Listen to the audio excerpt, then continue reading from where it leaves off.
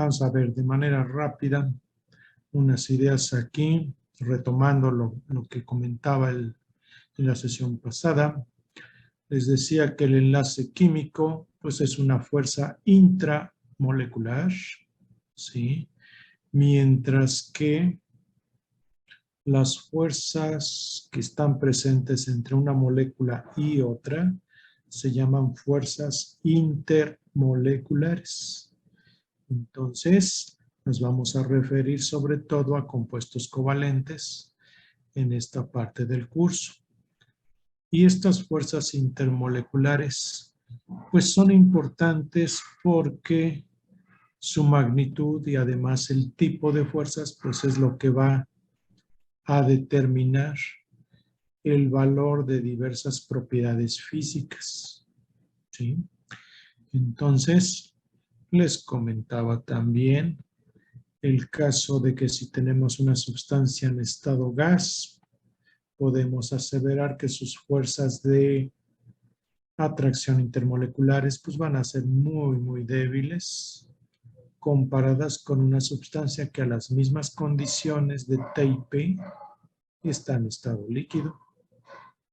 Y si a la misma condición de temperatura y presión tenemos una sustancia en estado sólido, pues podemos decir que en ella las fuerzas de atracción pues van a ser más grandes que en el líquido y que en el gas.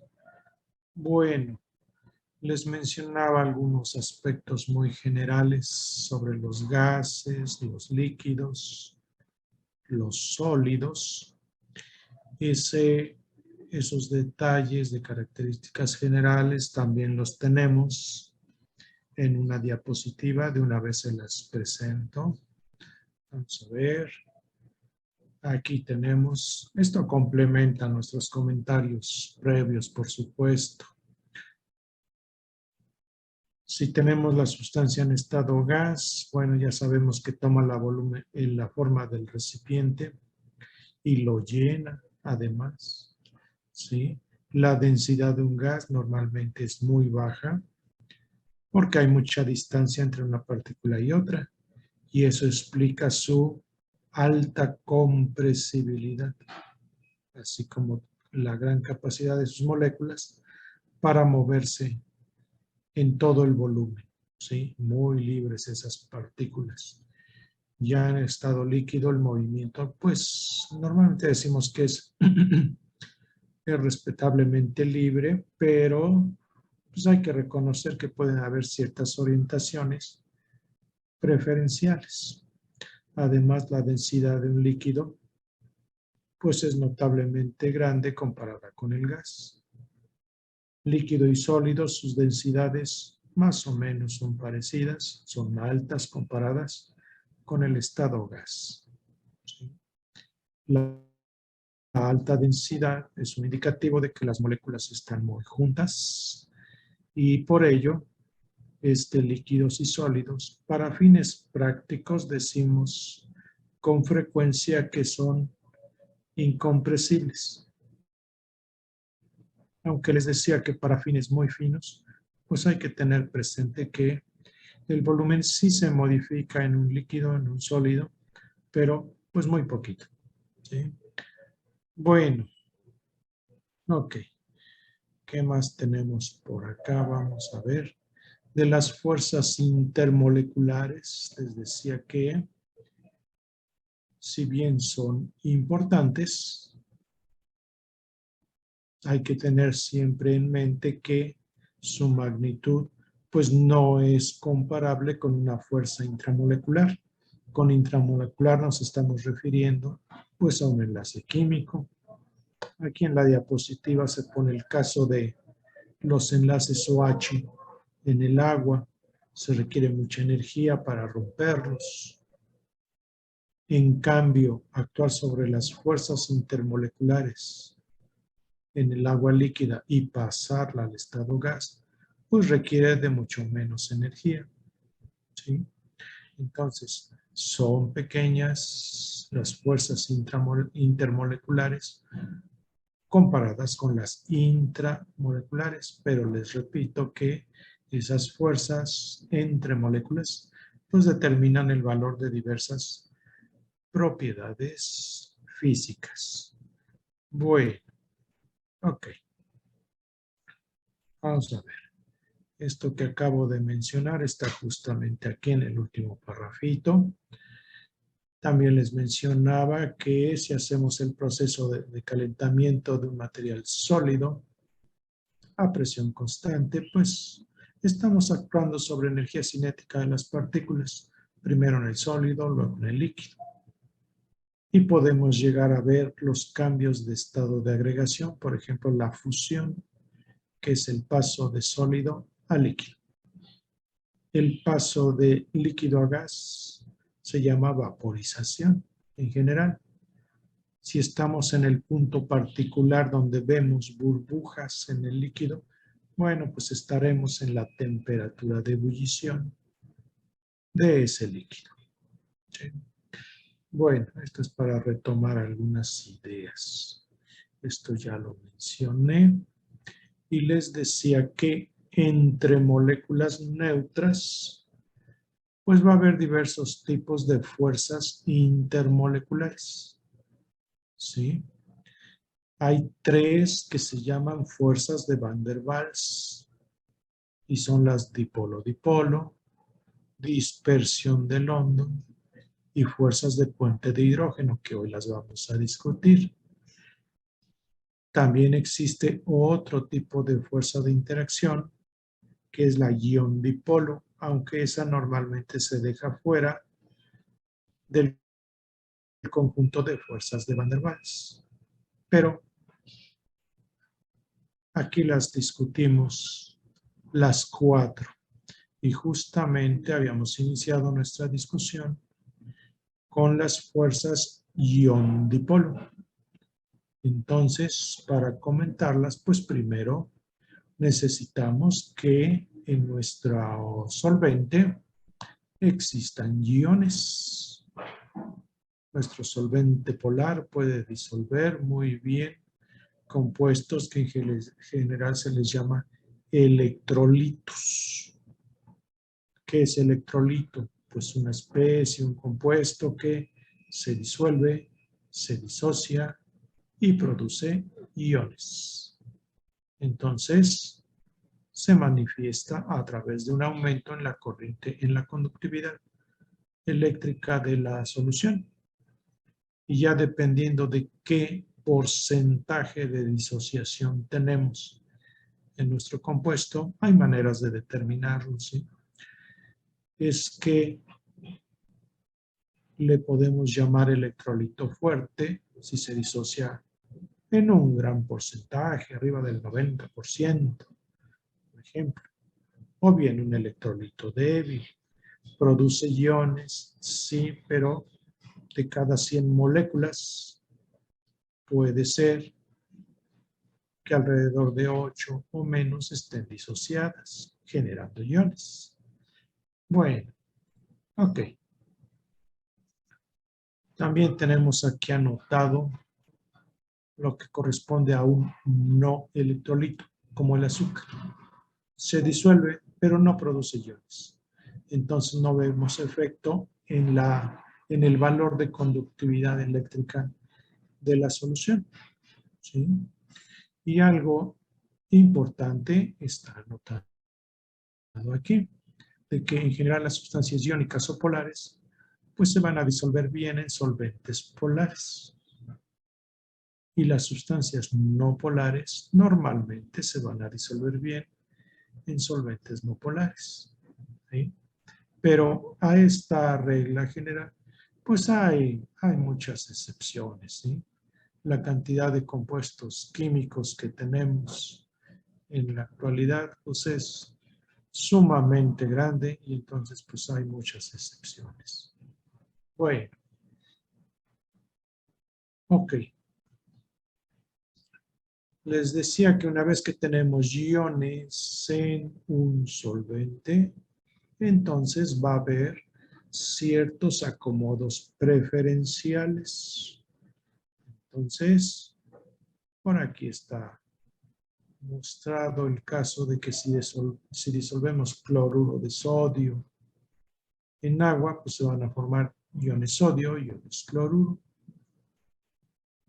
Nitrato de calcio, pues nos va a formar iones calcio y iones nitrato. Y justamente sobre la orientación preferencial que les comentaba, pues es el hecho de que las especies con carga positiva, es decir, los cationes, van a quedar rodeados por moléculas de solvente, pero con el lado negativo, apuntando preferencialmente hacia el catión que tiene carga positiva. Y si hablamos del anión, bueno, pues nuestras moléculas polares del solvente se van a orientar preferencialmente con el lado positivo, apuntando hacia el ion negativo, que le llamamos anión. ¿Sí?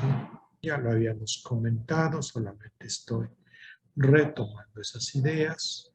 Vamos a ver si tengo alguna diapositiva que complementa esto que acabamos de comentar. Ok, creo que sí, aquí me queda una. Vamos a ver. Fuerzas ion-dipolo, justamente. Un ion positivo como el sodio, pues va a quedar rodeado por moléculas de solvente con lado negativo, apuntando hacia él, en diversas posiciones, por supuesto, ¿sí? Y un ion negativo, pues queda rodeado por el lado, por moléculas de solvente, con el lado positivo apuntando hacia él. Entonces ahí está la interacción ion-dipolo, ¿sí? Va a haber otro tipo de interacciones, por supuesto. Ver. Ahorita vamos a comentar las fuerzas dipolo-dipolo, ¿sí? Van a ser fuerzas de atracción entre moléculas polares. Nuestras moléculas polares tienen un lado positivo, un lado negativo, y por ello unas respecto de otras van a tener una cierta orientación preferencial. Eso se va a notar tanto en el estado sólido como en el estado líquido, aunque en el líquido pues hay movimiento de las moléculas unas respecto de otras, pero tienden a formarse estos ordenamientos de atracción con respecto a ordenamientos de repulsión. Repulsión sería cargas iguales y se repelen, ¿sí? Entonces ahorita vamos a comentar las fuerzas dipolo-dipolo. Vamos a ver. Fuerzas dipolo-dipolo. ¿Cómo es que van a surgir? Bueno, pues su origen está en el hecho de que tenemos diferencia de electronegatividad entre átomos enlazados.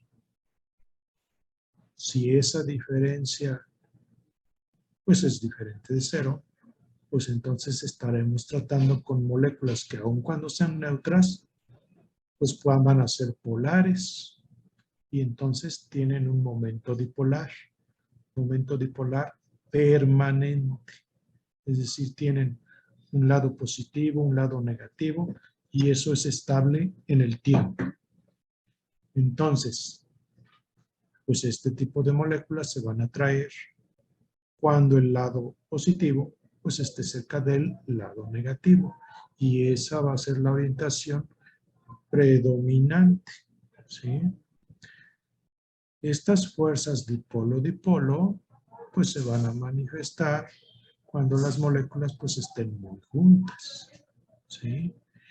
Las fuerzas dipolo-dipolo pues en general podemos decir que son un poco menores que las que les hemos llamado ion-dipolo, ¿sí? Aquí está anotado lo que acabo de decir también, de que en los líquidos las moléculas tienen libertad de movimiento, pero predominan las orientaciones de atracción con respecto a las de repulsión. Eso significa que de preferencia vamos a tener el lado positivo junto al lado negativo de otra molécula vecina. Eso se trata de mostrar también aquí con las líneas rojas, ¿sí? Aunque la figurita en este caso no es muy clara, pero bueno, eso es lo que trata de demostrar, ¿sí? Bueno, es más clara la diapositiva que les mostré, vamos a ver, donde el menos con el más, el menos con el más, ¿sí? Menos con más, y es la orientación preferida, no solamente en el sólido, sino en el líquido también. Bueno, ok, entonces son dipolos que están interaccionando. Bueno, vamos a ver. ¿Qué pasa si comparamos diversos líquidos cuyas moléculas tengan masas y tamaños parecidos? Masa y tamaño parecido. Bueno, las atracciones entre las moléculas que les llamamos dipolo-dipolo van a ser más importantes en la medida que el momento dipolar sea mayor. ¿Sí? Entonces, la molécula, el conjunto de moléculas que tengan momento dipolar mayor, allí tendremos las mayores fuerzas de atracción dipolo-dipolo. ¿Sí? Entonces, unos datos lo demuestran aquí en la tablita. Y lo que vamos a ver es que a medida que el momento dipolar es mayor, la consecuencia es que el punto de ebullición del líquido pues va a ser mayor, porque momento dipolar mayor implica mayor fuerza de atracción dipolo-dipolo. Consecuencia, punto de ebullición más alto. Entonces, vamos a ver los datos que tenemos aquí en la tablita. Tenemos, esto se llama propano, esto se llama éter dimetílico, clorometano, formaldehído, acetonitrilo. Bueno, no les pedimos en este curso que se sepan la nomenclatura de los compuestos químicos. Son muchos, muy diversos. Y la nomenclatura, bueno, es importante para quienes van a estudiar química. En este curso, nuestros objetivos son muy generales. Entonces, no les pedimos que dominen la nomenclatura de compuestos químicos. Bueno, estos 5 compuestos tienen masa molar que no difiere gran cosa, ¿sí?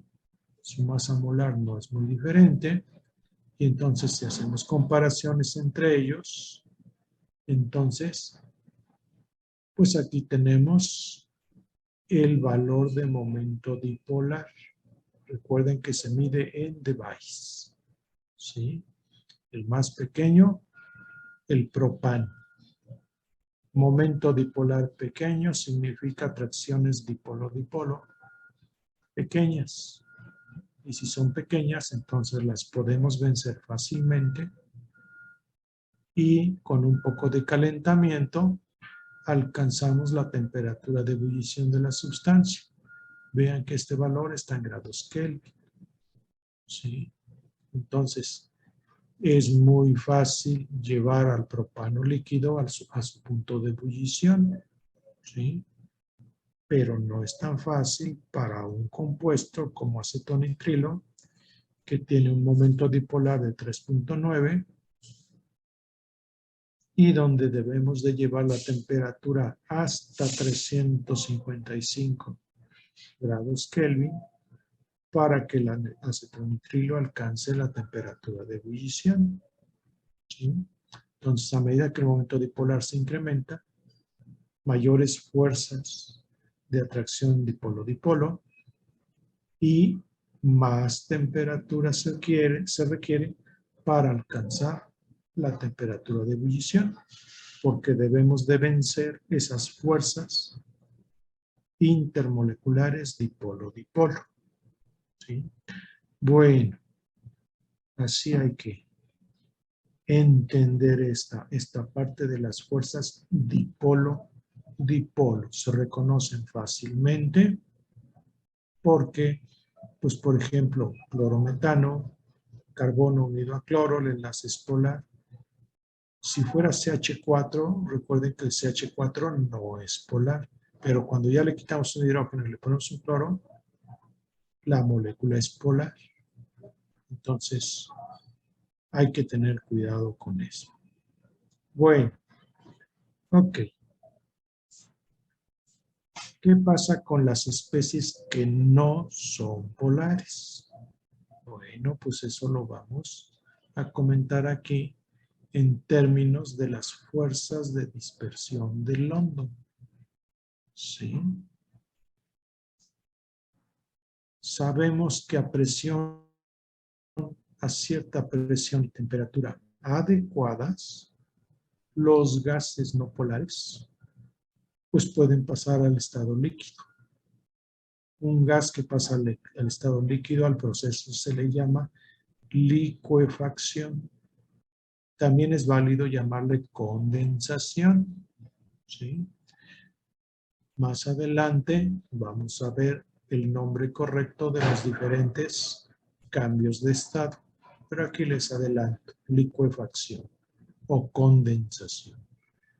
Bueno, entonces, gases no polares son, por ejemplo, el metano que les acabo de mencionar, que no es polar la molécula, el etano, CH3, no es polar, cloro 2, la diferencia de electronegatividad entre los dos átomos es 0, no es polar, el hidrógeno no es polar.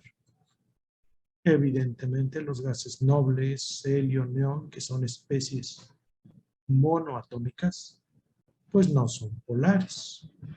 Sin embargo, todas estas sustancias en estado gaseoso, en las condiciones adecuadas, las podemos llevar al estado líquido y mantenerlas así indefinidamente en estado líquido, ¿sí? Mientras las condiciones persistan. Y si el líquido es estable, entonces eso significa que debe existir alguna fuerza de atracción entre las partículas y que no vamos a comentar en términos de dipolos permanentes como en el caso anterior. ¿Sí? Entonces, ¿cómo lo vamos a explicar? Bueno, pues la buena explicación la dio allá por el año 1930 el señor London. ¿Sí? Y su explicación hace referencia al movimiento de los electrones.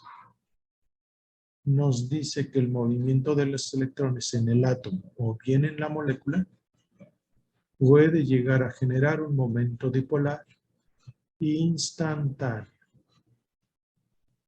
o bien de muy corta duración. ¿Sí? Entonces, esta idea pues fue muy buena en su momento y por eso ahora a ese tipo de fuerzas de atracción que van a surgir se les va a llamar fuerzas de dispersión del London, aunque también en los libros las podemos encontrar solamente como fuerzas de dispersión.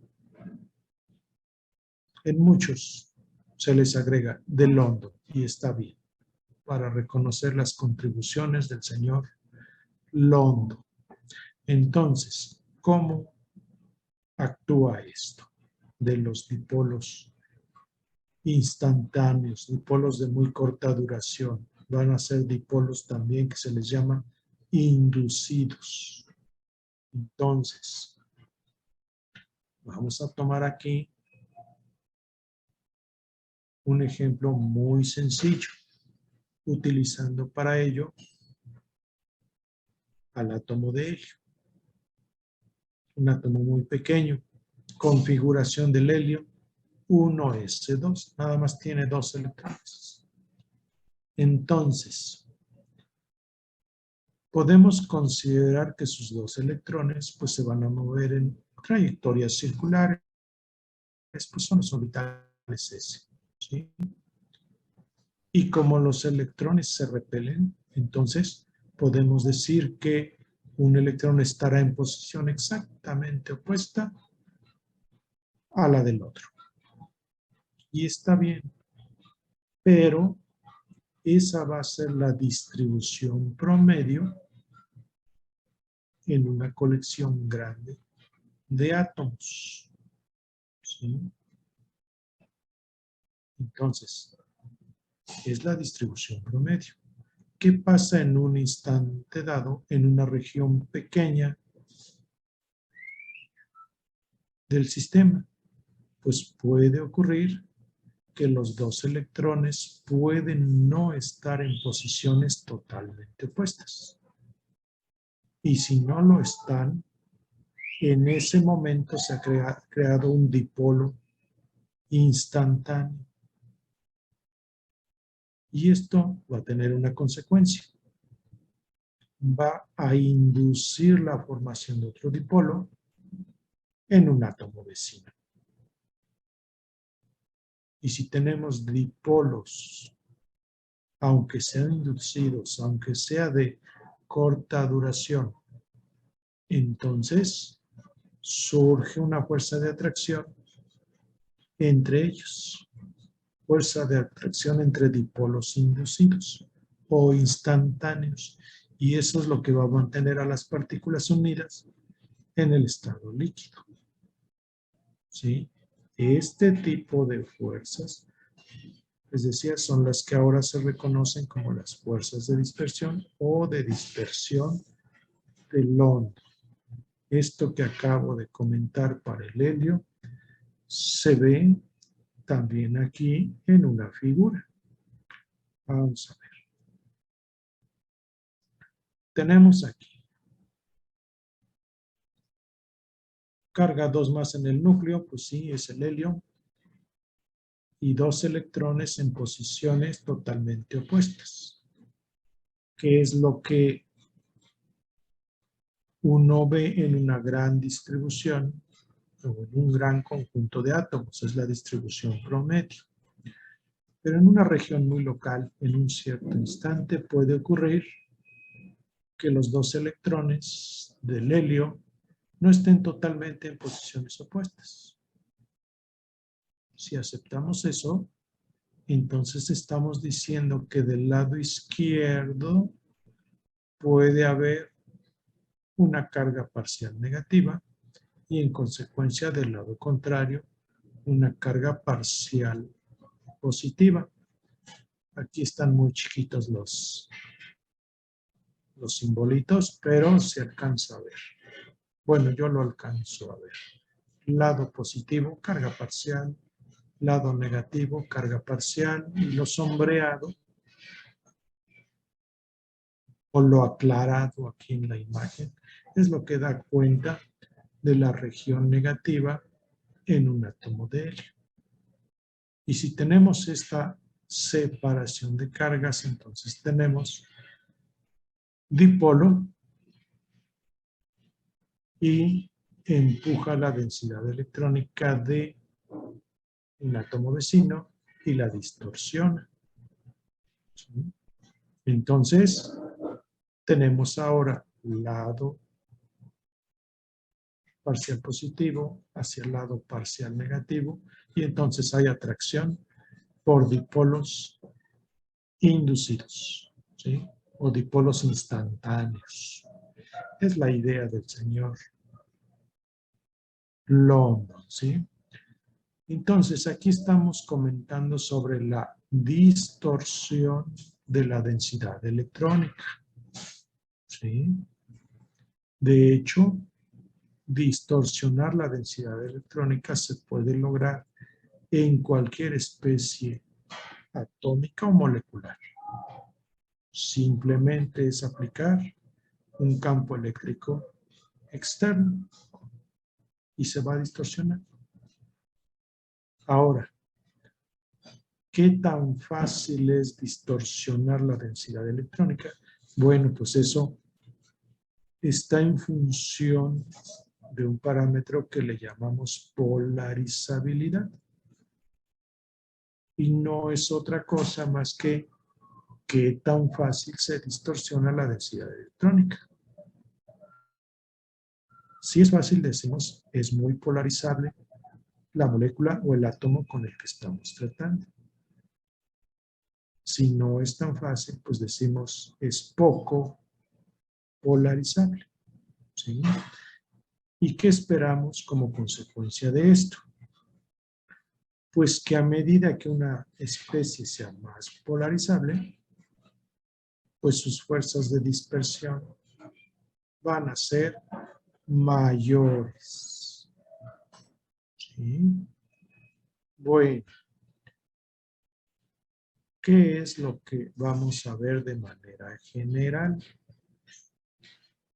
Pues que la polarizabilidad de una sustancia, sea átomo o molécula, pues va a aumentar con el tamaño y masa molar. ¿Sí? Aumenta con el tamaño y masa molar. Y en ese mismo sentido van a aumentar las fuerzas que se llaman de dispersión. Entonces, ¿qué significa esto?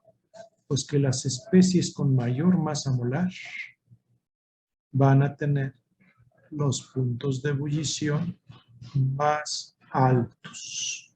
¿Sí? Y aquí tengo algunos datos que lo demuestran. ¿Sí? Y estamos hablando de especies no polares. ¿Sí? Bueno, entonces, vamos a ver, aquí tenemos flúor, cloro, bromo y yodo, moléculas diatómicas de los elementos del grupo 7 que son los halógenos. Estas moléculas no son polares. Entonces, no podemos decir que en ellas tenemos fuerzas dipolo-dipolo. No, es algo más particular. Hay fuerzas de atracción entre dipolos instantáneos, dipolos inducidos, pero no lo digamos de esa manera, sino como el tipo de fuerza de atracción de acuerdo al conjunto de Van der Waals. Y entonces le vamos a llamar a esto fuerzas de dispersión o fuerzas de dispersión de London. Y entonces, a medida que nuestra especie química tenga mayor masa molar,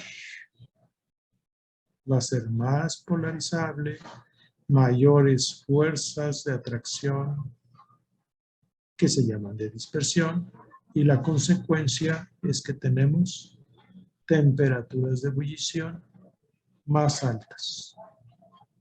¿Sí? Estoy comparando a los primeros 4. ¿Sí? Que son moléculas diatómicas. También se puede comparar a los gases nobles, que son especies monoatómicas. Entonces, el más pequeño, el de menor masa, es el helio. El de mayor masa, el criptón. Todos estos 4 gases nobles, no polares. Entonces, las menores fuerzas de dispersión las vamos a tener en el helio, y eso significa la T de ebullición más baja entre estos 4. Criptón, la mayor masa molar, mayor temperatura de ebullición entre estos 4. Bueno, ok. Entonces son conceptos relativamente sencillos, pero hay que ponerles un poquito de atención. Bueno, ahora vamos a ver que la forma de una molécula también puede tener influencia en qué tan grandes son las fuerzas de dispersión. Y en consecuencia, por supuesto, pues en el punto de ebullición. Aquí tenemos un ejemplo. El C5H12, que es el pentano, que lo podemos encontrar en dos formas, como N-pentano,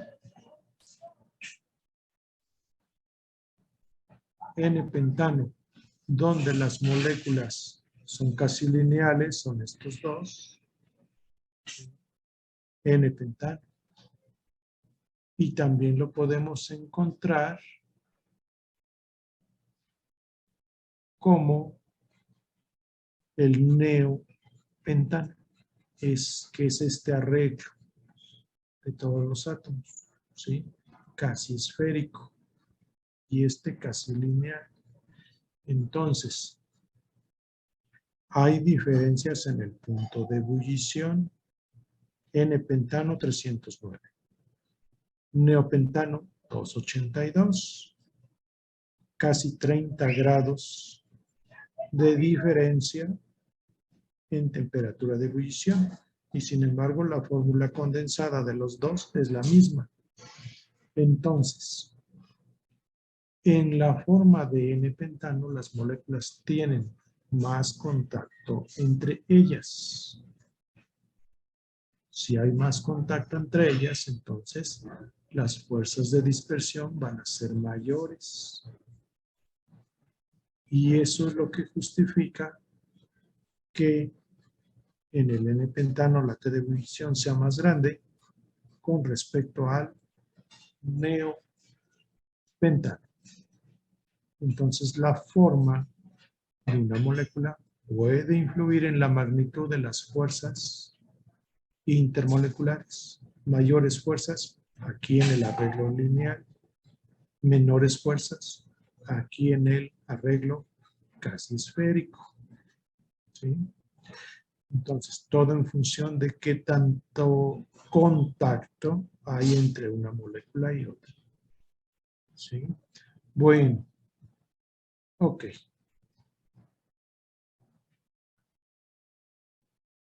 Hay que tener presente siempre que las fuerzas de dispersión pues van a estar en todas las moléculas, sean polares o no polares. ¿Sí? Y entonces, cuando se identifiquen otras fuerzas de atracción intermoleculares, hay que tener presente que hay que sumar las fuerzas de dispersión, aunque las fuerzas de dispersión son las más débiles entre el conjunto de fuerzas de Van der Waals. ¿Sí? Y entonces, ¿qué pasa si comparamos moléculas? Moléculas diferentes, por supuesto. Bueno, debemos fijarnos. Si las moléculas tienen forma y peso molecular similares, pues las fuerzas de dispersión van a ser parecidas. Y entonces, la diferencia entre una y otra, pues estará dada por el otro tipo de fuerzas que puedan estar presentes, por ejemplo, las dipolo-dipolo, ¿sí? O como las que vamos a ver enseguida, que son las fuerzas de puente de hidrógeno. ¿Sí? Bueno, ok. ¿Qué pasa si las moléculas que estamos comparando tienen pesos moleculares muy diferentes? Bueno, en ese caso las fuerzas de dispersión se van a volver muy importantes y la que tenga la mayor masa molar pues tendrá las mayores fuerzas de atracción y mayor punto de ebullición.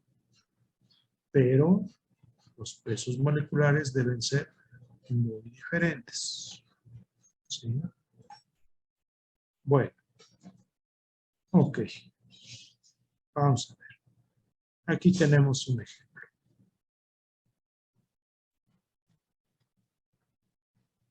Nos dan varias sustancias. nitrógeno, bromuro de hidrógeno, cloruro de hidrógeno, bromo 2, neón.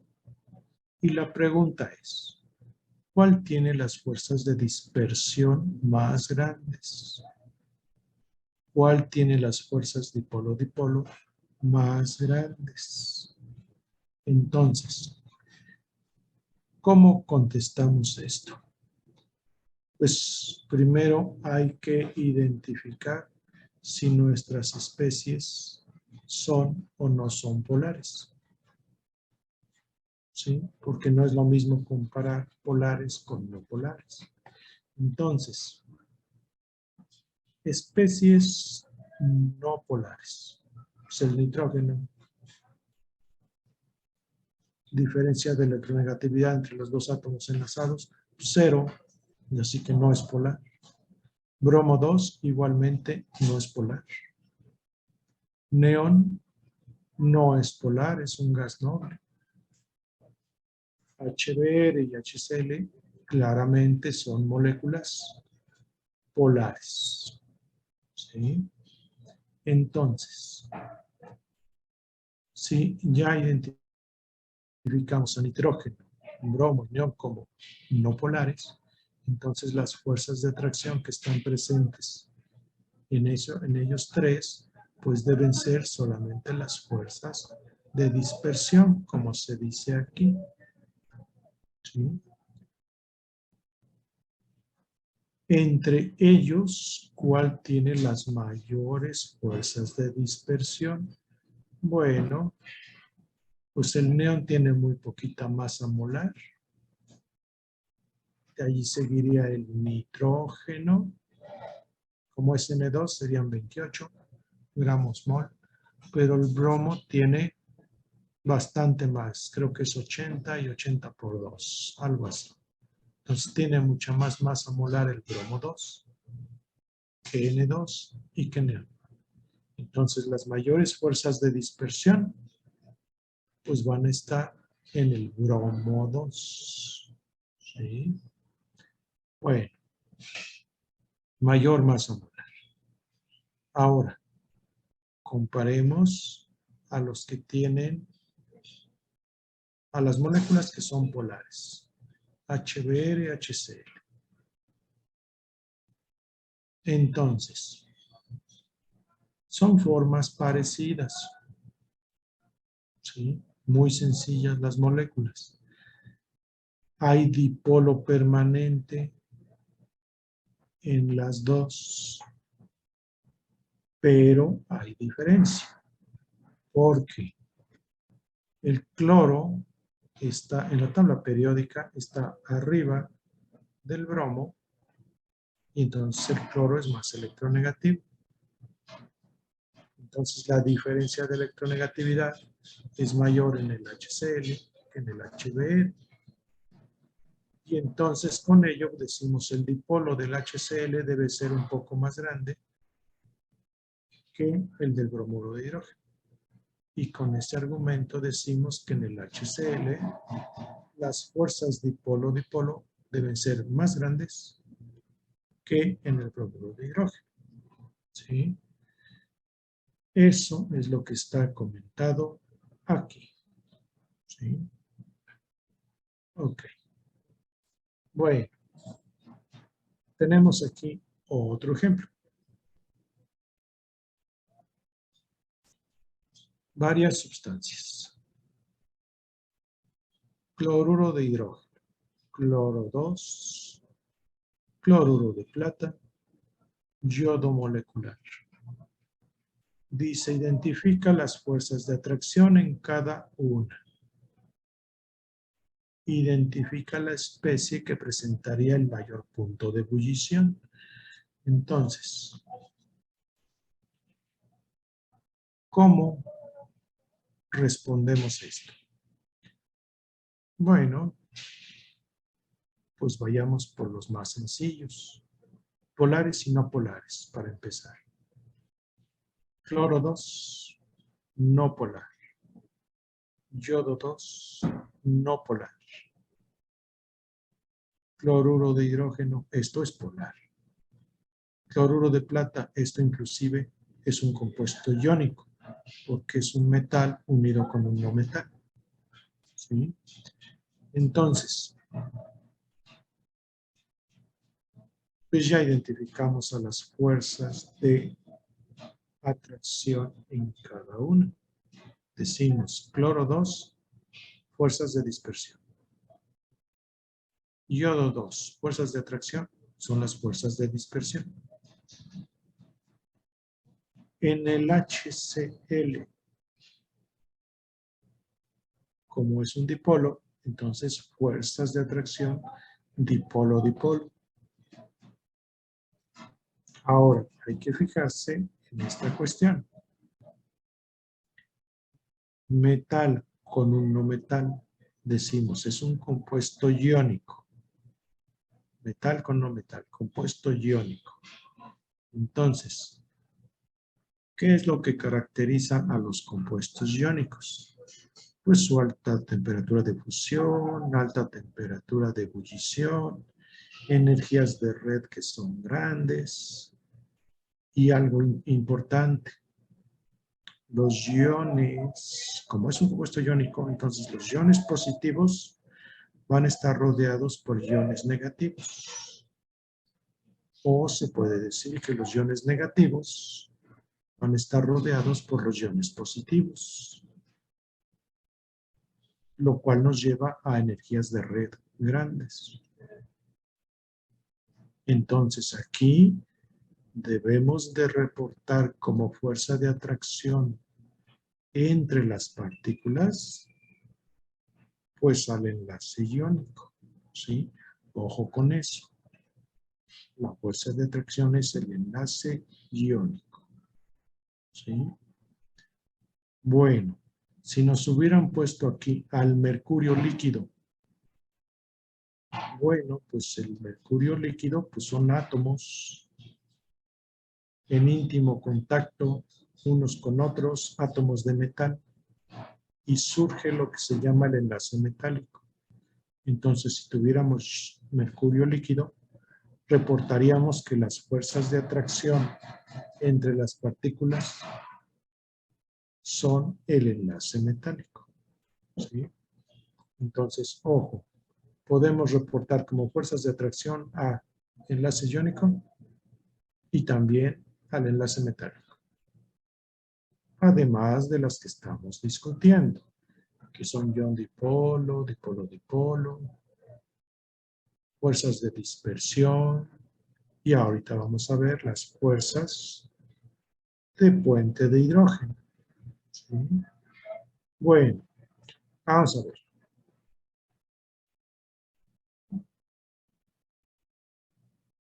Los puentes de hidrógeno. Pues para comentar esto, iniciamos por una representación gráfica de las temperaturas de ebullición de los hidruros de los elementos del grupo 6A, que es el grupo del oxígeno, en función de su masa molar. Y lo que vamos a ver es que el agua va a mostrar un valor muy alto en su temperatura de ebullición, a pesar de que tiene una masa molar muy baja. ¿Sí? Para fines de comparación, en el mismo gráfico aparecen los hidruros de los elementos del grupo 4A. Entonces, vamos a ver el esquema. Aquí está. Temperatura y los puntos son temperaturas de ebullición. ¿Sí? Elementos del grupo 4A, ahí donde está el carbono, CH4, silicio H4, germanio H4, estaño H4. Entonces, son los hidruros de los elementos del grupo 4A. Y lo que vemos es que los puntos de ebullición se van incrementando más o menos gradualmente, ¿sí? A medida que la masa molar se hace más grande, ¿sí? Carbono está hasta arriba, luego sigue silicio abajo en la tabla periódica, más abajo el germanio y más abajo el estaño. Entonces, muestran cierto orden o variación sistemática. ¿Qué pasa cuando nos vamos a los elementos del grupo 6A? Ahí donde está el oxígeno. Bueno, abajo del oxígeno está el azufre, luego el selenio y el teluro. Y se ve la misma tendencia que los elementos que están abajo. Pero el que llama la atención es el agua, que tiene una T de ebullición muy alta y su valor debería de estar más o menos por aquí, donde estoy poniendo el punto. Pero la vemos hasta allá arriba. Entonces, algo pasa con el agua. Y también hay que tener en cuenta que el agua no es el único caso que muestra este comportamiento, ¿sí? También lo vamos a ver en el caso del amoníaco y el HF, puntos de ebullición anormalmente elevados. Entonces, para esto, tengo una diapositiva por aquí, déjenme ver, nomás que está en la parte final del conjunto. Aquí está. Aquí está. Punto de ebullición con respecto a masa molar. Bueno, tengo una aquí, la barra de herramientas que no me deja ver abajo, pero la masa molar se está incrementando como en el gráfico anterior. ¿Sí? Crece la masa molar, elementos del grupo 4A, y se ve gradual. En el gráfico que tenemos en las notas aparece el caso del agua y sus correspondientes del grupo 6A. Pero aquí en este gráfico aparece también los del grupo 7, los del grupo 7, ya no veo.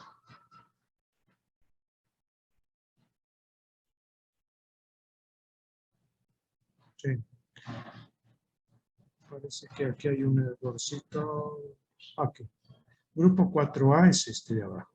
Grupo 5A, donde está el amoníaco. Grupo 7A, donde está el flúor. Y el 6A es el del agua. Está un poquito mal rotulada. Están desplazados, pero ya le adiviné. Entonces, comportamiento del agua anómalo con respecto a sus compañeros de grupo, que es el grupo 6. No es el único caso extraño. También lo vemos en el HF y en el amoníaco. ¿Sí? Aquí están sus compañeros del grupo 5A y 7A. Entonces, puntos de ebullición anormalmente altos. Bueno, y entonces, ¿qué podemos decir respecto de ellos? Bueno, el comportamiento inusual del agua, amoníaco y HF, pues nos está indicando la presencia de fuerzas de atracción anormalmente elevadas en esas sustancias. Eso es lo que significa. Y entonces, pues, ¿de qué fuerza de atracción estamos hablando? Vamos a ver.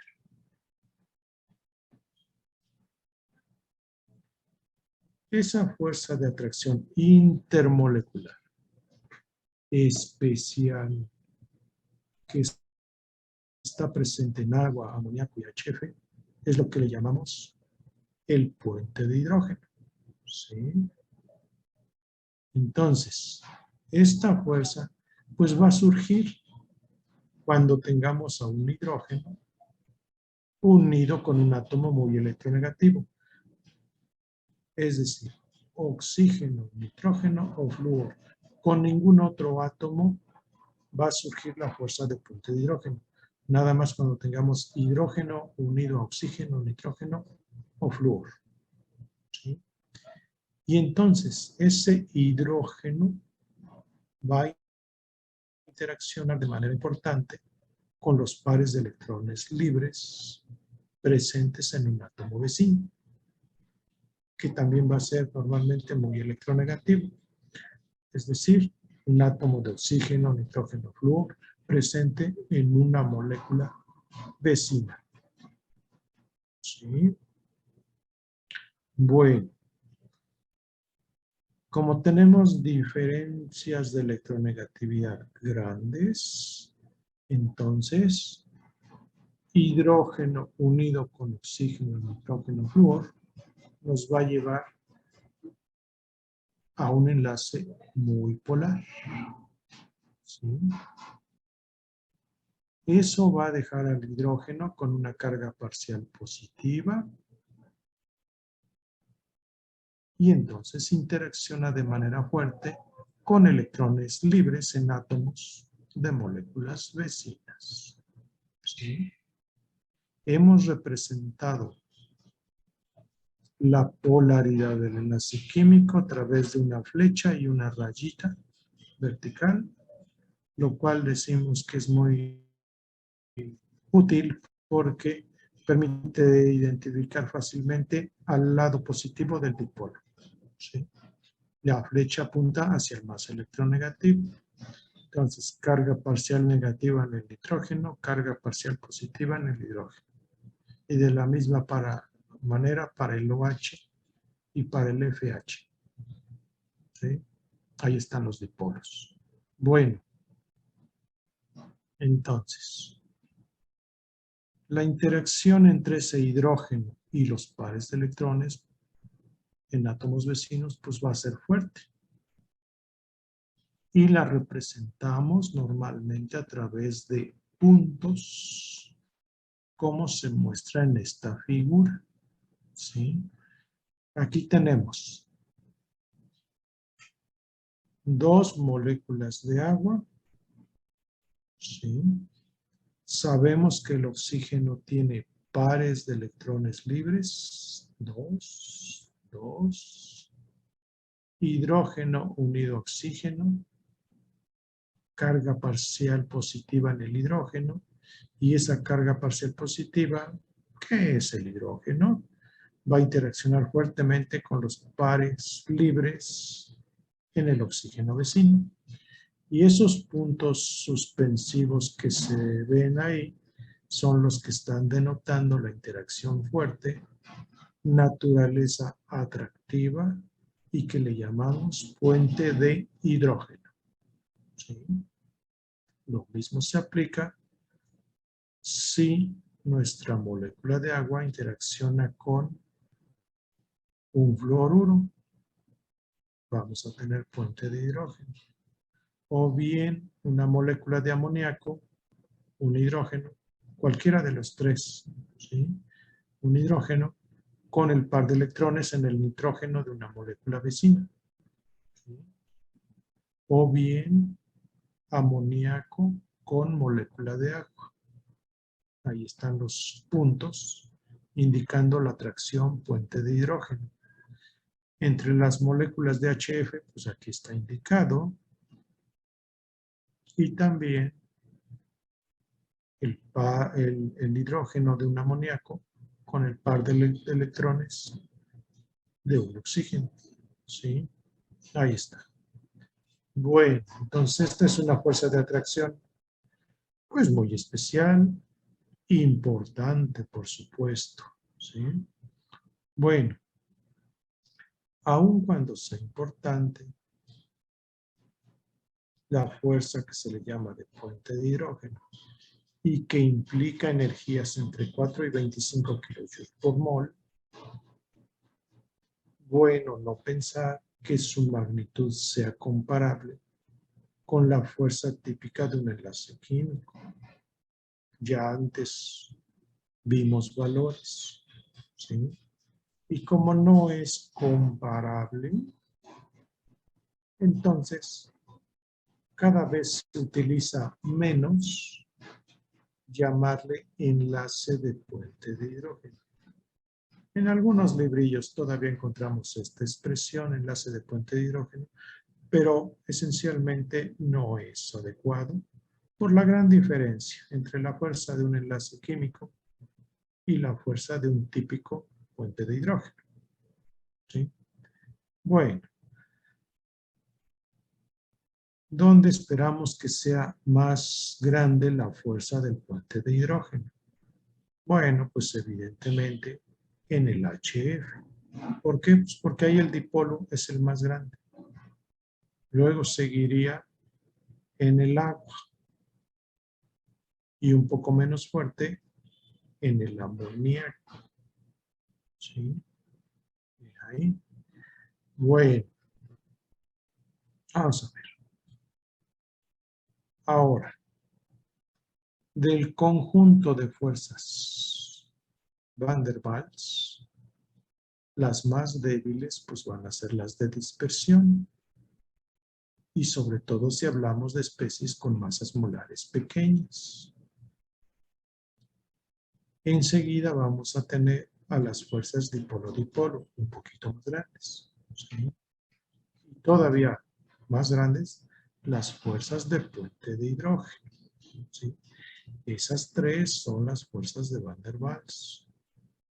Con respecto a esas tres, las ion-dipolo son un poco más grandes. ¿Sí? Y más grande que todas ellas, pues la fuerza de un enlace químico, que puede ser iónico, que puede ser covalente o que puede ser enlace metálico. ¿Sí? Entonces, estas comparaciones las vamos a ver resumidas en una tablita aquí abajo.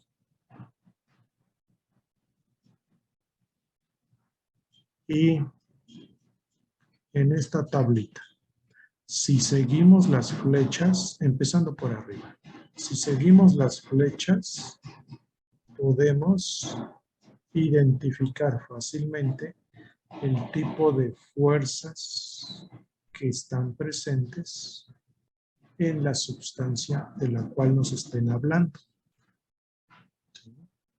Entonces, ahorita lo vamos a practicar con unos ejemplos. Déjenme ver aquí si antes les muestro unas diapositivas. Creo que sí.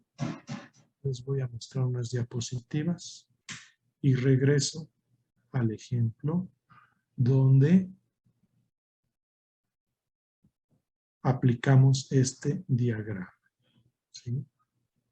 Vamos a ver primero unas diapositivas. Ya había puesto esa. Algunas ya las había comentado aquí. Las dipolo-dipolo ya las comentamos. ¿Sí? Las ion-dipolo también. Vamos a ver aquí la que sigue. Fuerzas de dispersión, esta no la habíamos visto. Entonces, estas fuerzas de atracción o de dispersión, que son fuerzas de atracción, son resultado de los dipolos temporales inducidos en átomos o moléculas, que es lo que vimos como fuerzas de dispersión de London. ¿Sí?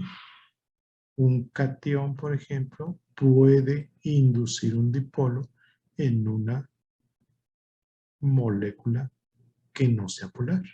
¿Sí?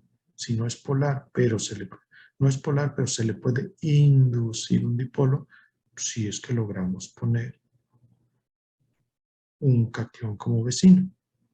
O bien un dipolo que interaccione con una molécula no polar puede llegarle a inducir un dipolo.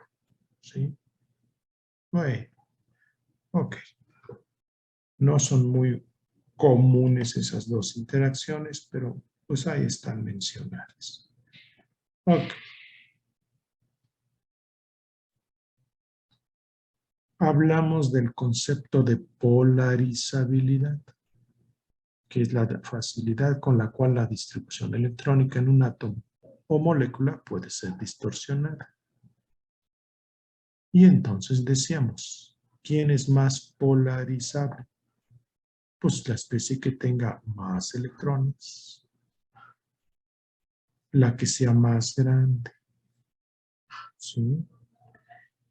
Y por ello es que las fuerzas de dispersión normalmente van a aumentar con la masa molar, ¿sí?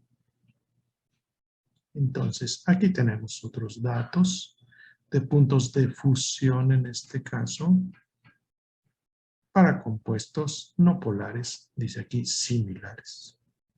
Tenemos, por ejemplo, el CH4 no polar, muy poca masa molar.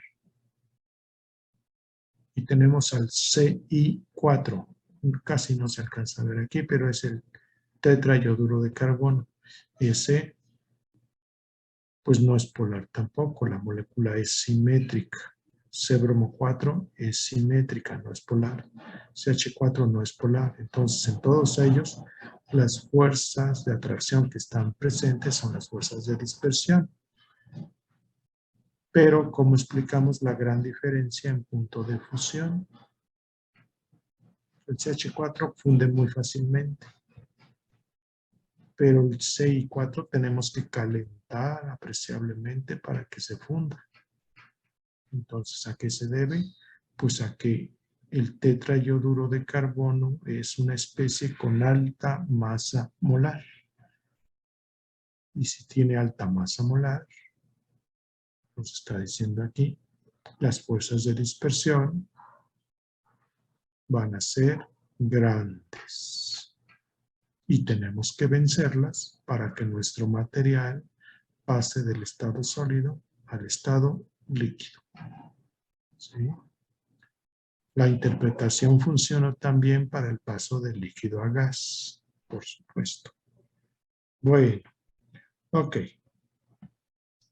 ¿Qué tenemos aquí? Dice, ¿qué tipo de fuerzas intermoleculares existen entre cada una de las moléculas siguientes? Bromuro de hidrógeno, bueno, pues es muy sencilla. La reconocemos como molécula polar. Tiene fuerzas de dispersión, por supuesto, pero las fuerzas dominantes van a ser las dipolo-dipolo, porque son más grandes que las de dispersión. ¿Sí? Las de dispersión siempre van a ser las más pequeñas. ¿Sí? CH4 no es polar.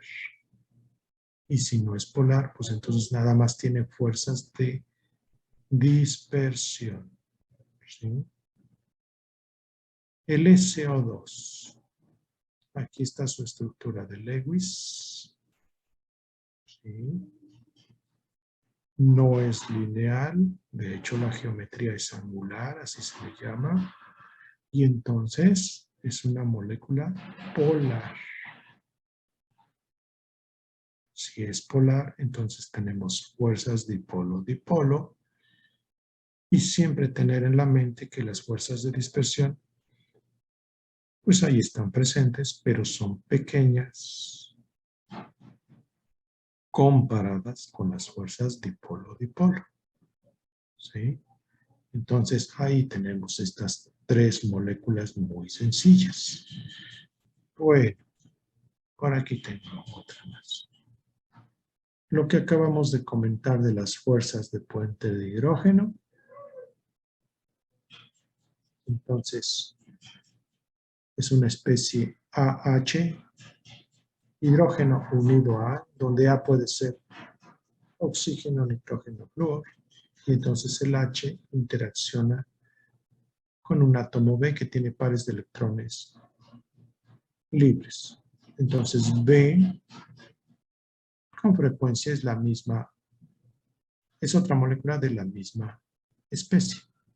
Es decir, otra molécula cuyo átomo A es un nitrógeno, un oxígeno o un flúor. Entonces, otra vez aquí tenemos agua con agua, amoníaco con amoníaco, amoníaco con agua, amoníaco con HF, en fin, ya los comentamos. Bueno, entonces, con esto ya me acabé las diapositivas, pero nos falta comentar el ejemplo que tenemos ahí en las notas. Vamos a ver. Les decía que en este esquema, si seguimos las flechas, empezando por arriba,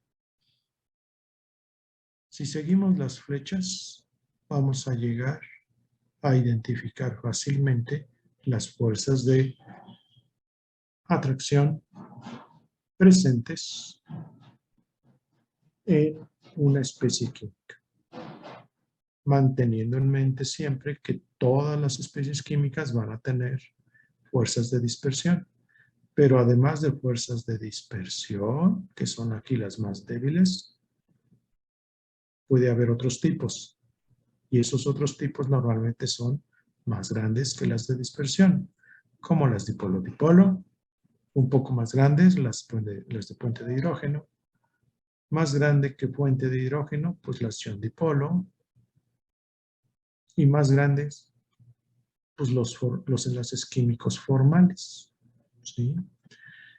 Entonces, ¿cómo manejar este esquema? Dice aquí, molécula o iones interactuantes. A nuestra especie química la analizamos un poquito y contestamos, ¿participan iones? Si nuestra respuesta es no, nos vamos a la izquierda. Y ya estamos aquí. No participan iones. Pero ahora la pregunta es, ¿participan moléculas polares? Si la respuesta es que no, no son polares nuestras moléculas, la única opción que tenemos es que entre nuestras partículas tengamos fuerzas de dispersión del hombre. Y aquí hay unos ejemplos, como el argón, como el yodo 2, cloro 2, flúor 2, ¿sí? Fuerzas de dispersión del hombre. Inclusive el benceno, C6H6, entraría aquí. ¿Ok? Bueno, ahora, estábamos en esta parte. Dijimos, ¿participan iones? No. ¿Participan moléculas polares? Si la respuesta es que sí, que tenemos moléculas polares, entonces ahora debemos fijarnos. Para decir si tenemos átomos de hidrógeno unidos a átomos de nitrógeno, oxígeno, flúor.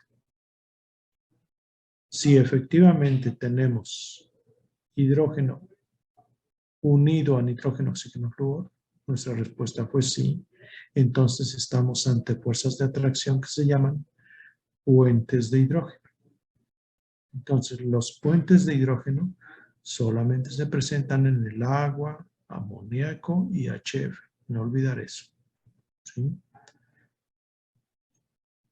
Ahora, si nuestra respuesta es que nuestra molécula fue polar, sí, ok.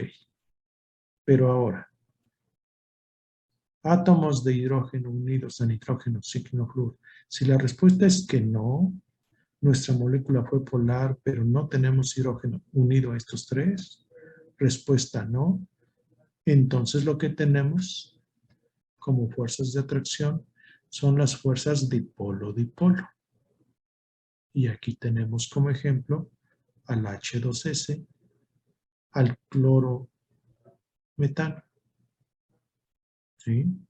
Entonces, no pensar que el H2S tiene puente de hidrógeno. No, porque se requiere que el hidrógeno esté unido a nitrógeno, flúor u oxígeno. Nada más con ellos. ¿Sí? Entonces, en H2S, pues dipolo-dipolo. Bueno, regreso aquí a la parte superior. Decimos, ahí en nuestro análisis, ¿participan iones en lo que me están planteando como problema? Si mi respuesta es que sí, entonces me vengo al lado derecho. Y ahora hay que contestar. ¿Están presentes moléculas polares y también iones? Si la respuesta es que sí, entonces estamos hablando de fuerzas ion-dipolo. Y es el caso de cuando tenemos un electrolito disuelto en agua, como el cloruro de potasio o el cloruro de sodio. Se disuelven en agua, se disocian y forman iones positivos y negativos. Eso hay que reconocerlo desde la parte superior. Dice, participan iones, pues como me están diciendo cloruro de sodio en agua, sabemos que se disuelve, produce iones, entonces sí. Por eso es que vengo para acá. Y luego, tengo ya los iones. ¿Tengo moléculas polares? Pues sí, las del solvente. Y entonces me vengo por acá y tengo fuerzas ion-dipolo. ¿Ok? Ahora, puede ser que me den una sustancia nada más. Participan iones y me están hablando de cloruro de sodio. Lo reconocemos fácilmente como un compuesto iónico. Entonces decimos, ¿participan iones? Pues sí. ¿Están presentes moléculas polares y también iones? La respuesta es no, porque me están diciendo cloruro de sodio sólido.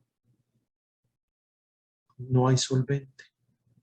Entonces, como la respuesta es no, venimos para acá y debo de reportar como fuerza de atracción entre las partículas a los enlaces iónicos, que es el caso cuando me están hablando de cloruro de sodio. Entiéndase aquí, sólido. Nitrato de amonio, sólido, porque no dice en agua, como en el caso anterior. ¿Ok? Aquí son los sólidos. Entonces, debemos de reportar que la fuerza de atracción es el enlace iónico. Si me hablaran del mercurio líquido, bueno, aquí le faltó una flecha para poner al enlace metálico. ¿Sí? Y como un enlace químico formal, pues es fuerte comparado con todos los anteriores. ¿Sí? Bueno, comentado esto, podemos resolver el ejemplo que está aquí. Dice, ordenar de acuerdo a punto de ebullición creciente las sustancias. Cloruro de sodio, hidrógeno, CO, agua y neón. Entonces, como dice aquí la descripción, es fundamental reconocer primero el tipo de fuerzas de atracción presentes en cada sustancia, teniendo en mente que las fuerzas de dispersión pues están en todas y generalmente van a ser las más débiles, salvo que tengamos una especie de gran masa molar. ¿Sí? Entonces, me fui muy arriba. Vamos a ver aquí. ¿Dónde quedó? Aquí está. Me están hablando de cloruro de sodio. Cloruro de sodio. Voy a ir en orden aquí como va, como están anotadas. Cloruro de sodio. Entonces, me vengo a mi esquema. Ya sé que el cloruro de sodio es un compuesto iónico. Ya desde que vemos metal con no metal, digo por regla general es un compuesto iónico. Pero vamos a la tablita. Entonces, otra vez. Se fue muy arriba. Entonces, analicemos el cloruro de sodio. Me pongo aquí. ¿Participan iones? Pues mi respuesta es que sí, porque el cloruro de sodio es un compuesto iónico. ¿Hay moléculas polares? La respuesta es no, porque me están poniendo la pura fórmula NaCl. Si me hubieran escrito NaCl y entre paréntesis AC, que significa acuoso, eso significa disuelto en agua. Y entonces estaré yo acá. pero no aparece esa anotación entre paréntesis acuosa, o a veces le ponen aqueous. Como no aparece eso, entonces me quedo nada más con la fórmula química. ¿Participan iones? Sí. ¿Hay solvente polar? No. Y entonces tengo como fuerza de atracción al enlace iónico en el cloruro de sodio. ¿Sí? Bueno, luego, hidrógeno.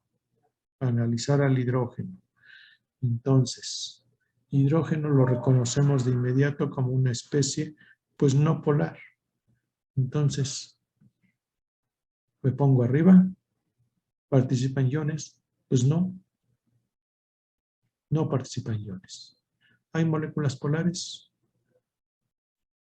La respuesta es no, porque el H2 no es polar. Y entonces en el H2 tengo nada más fuerzas de dispersión del hondo, que son las más débiles. ¿Sí? Ahí está. Bueno, ¿cuál sigue aquí? El CO, monóxido de carbono. Hay diferencia de electronegatividad entre los dos átomos, por lo tanto es un dipolo. Fuerzas de atracción entre ellos, pues deberían de ser dipolo-dipolo, pero vamos a la tablita y vamos a ver al CO. Entonces, estamos aquí arriba. ¿Participan iones? La respuesta es no. ¿Hay moléculas polares? Sí, porque estamos diciendo que el CO es polar. Ahora, ¿tengo átomos de H unidos a N, O y F? La respuesta es no, porque es el CO nada más. Entonces estoy en este caso y tengo fuerzas dipolo-dipolo entre las moléculas de CO. ¿Sí? Bueno, ¿cuál sigue? El agua, el agua. Entonces, vamos a ver, otra vez, parto de arriba. ¿Participan iones? No, porque es el agua, nada más agua. ¿Es polar la molécula de agua? ¿Participan moléculas polares? Nuestra respuesta es sí, porque ya sabemos que el agua es polar. Y luego estoy viendo átomos de H unidos a nitrógeno, oxígeno, flúor. La respuesta es sí, porque es el agua.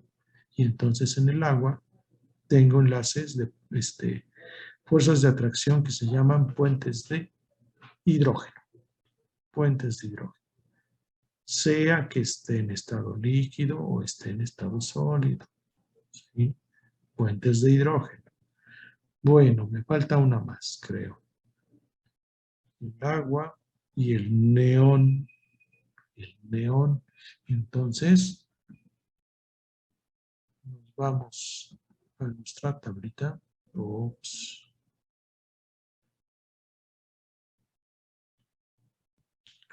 Mucho.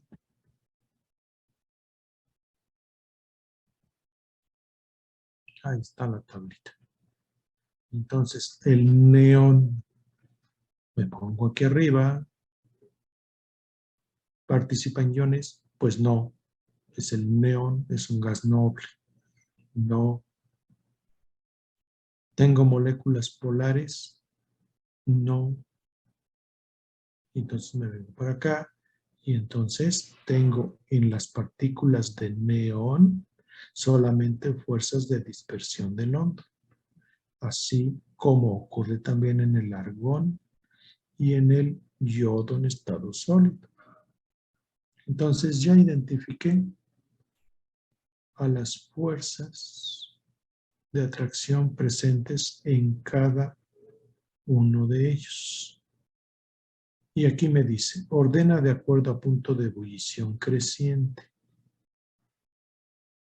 Bueno, las fuerzas más débiles están en el hidrógeno y el neón, que son las fuerzas de dispersión. Las más débiles, aquí están. Pero entre los dos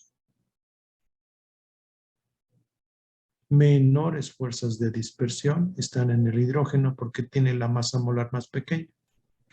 Y entonces la T de ebullición más baja va a ser la del hidrógeno. Luego seguiría la del neón porque son fuerzas de dispersión. Nada más. Luego me quedan 3. Dipolo-dipolo en el CO. Puente de hidrógeno. Enlace iónico. Entonces, tal como vemos aquí en la tablita, después de las de dispersión, un poco más grandes son las de dipolo-dipolo. Y entonces, si estas son un poquito más grandes, el CO tiene T de ebullición un poco más grande que el neón. Y entonces ya nuestro ordenamiento va como primero hidrógeno, luego neón, luego CO, y ahora ¿cuál sigue? ¿El agua o el cloruro de sodio? Bueno, después del CO, que son estas, las fuerzas dipolo-dipolo, vean cómo aquí me está hablando del puente de hidrógeno, que es más fuerte que el dipolo-dipolo, pues está presente en el agua. Entonces, pues sigue el agua. Y el cloruro de sodio, fíjense que no dice acuoso, está hasta acá, cuya fuerza de atracción es el enlace iónico. Entonces, justamente, el ordenamiento correcto por punto de ebullición creciente, pues debe ser primero el hidrógeno, neón, fuerzas de dispersión, luego el CO, que es dipolo-dipolo, luego el agua, que es puente de hidrógeno, y más grande, el cloruro de sodio en punto de ebullición. Entonces es fácil manejar esa tablita. Por supuesto que en la sesión de problemas vamos a hacer ejemplos usando esa tablita también. ¿Sí? Nuestro compañero Francisco tiene varios ejemplos donde discutimos esa parte. ¿Sí? Bueno, ok. Ahora, ya se me acabó el material, ok. Solamente me queda decirles que de esta parte, ya les anoté en el correo lo de la tarea número, ¿qué fue? Las 5 me parece. Sí.